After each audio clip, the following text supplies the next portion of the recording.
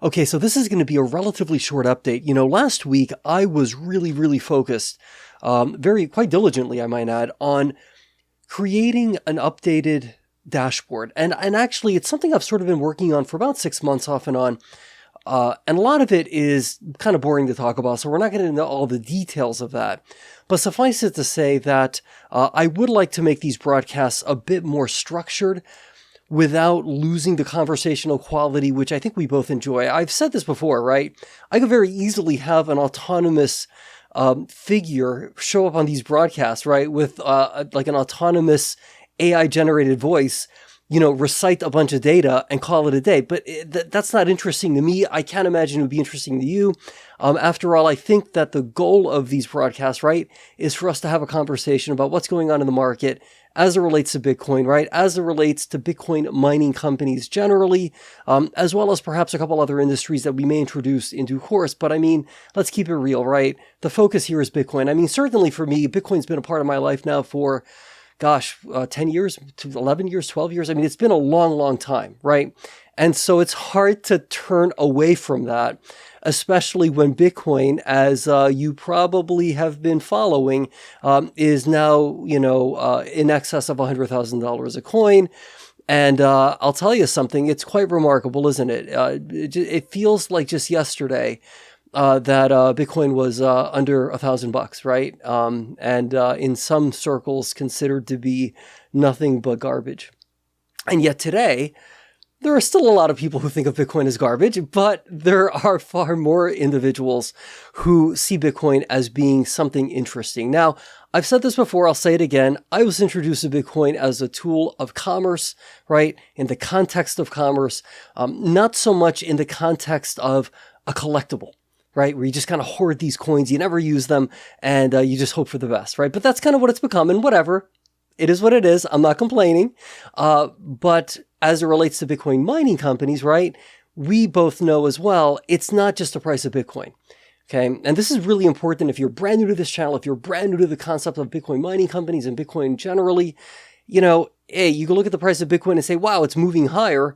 Well, what does that mean for Bitcoin mining companies? Well, it depends, right? It depends on the network hash rate, primarily. And, it depends on how much dilution is going on. A lot of these Bitcoin mining companies, they have a talent for diluting their shareholders. Now, I don't say that. I mean, that sounded kind of like a nasty way to say it, but I hear a lot of feedback from shareholders from a lot of different companies, right?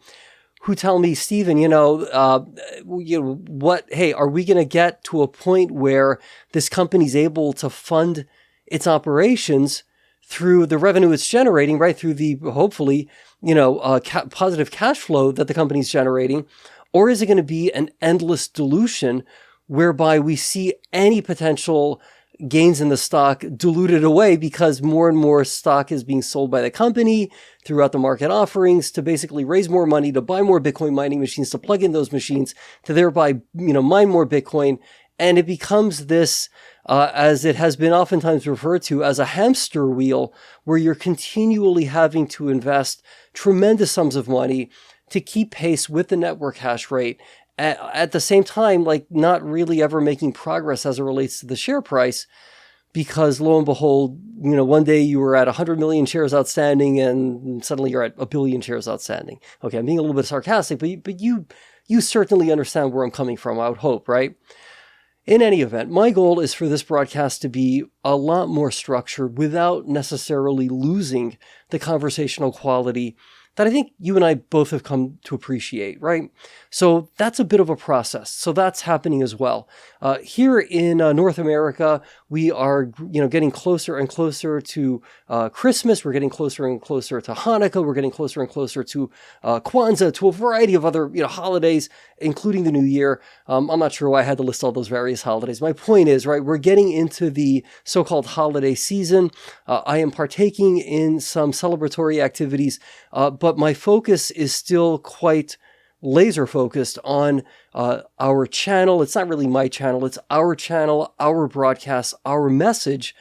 And my focus specifically on Bitfarms, while it's not going to be as hyper-focused as my focus was on Stronghold Digital Mining, which to this day I still think about, right? Because after all, Bitfarms is acquiring Stronghold.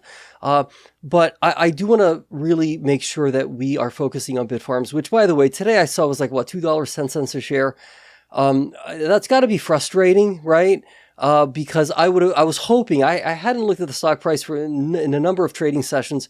I was hoping that we'd perhaps see it maybe at $3, right? Maybe there would be some really strong forward progress, but that is not the case.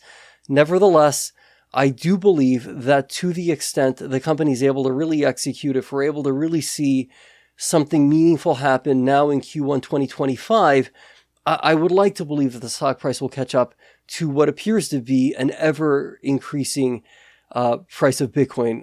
Keeping in mind, of course, that it's not just the price of Bitcoin, it is the hash price that matters most to a miner, but there is a tremendous amount of sympathy trading, so to speak, that kind of carries a lot of these Bitcoin miners up and away, right, with the price of Bitcoin.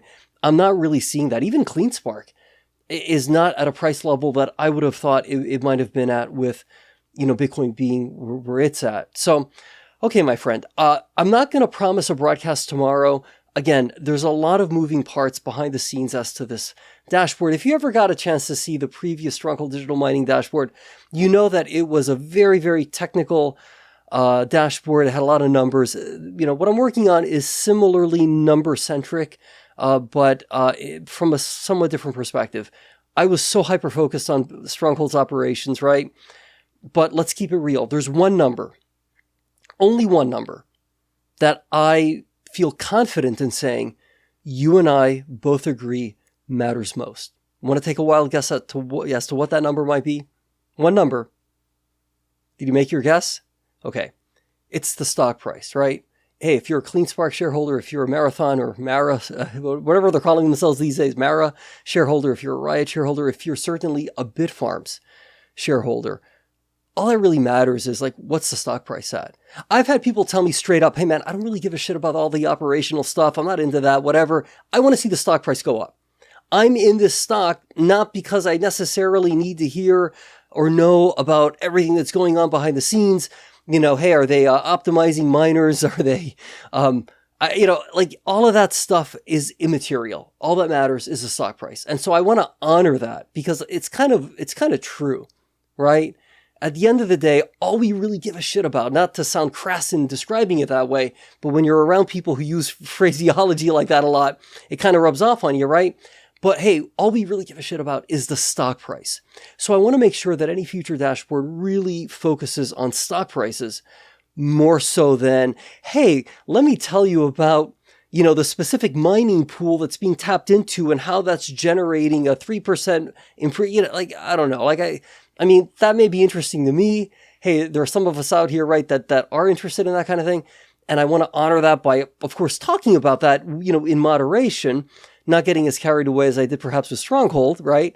But at the end of the day, all we care about is the stock price and ideally the stock price, if you're long the stock, going up. So I'll keep it at that. My friend, let's stay positive. Let's be great. And we will see each other certainly, I would hope, at some point again this week.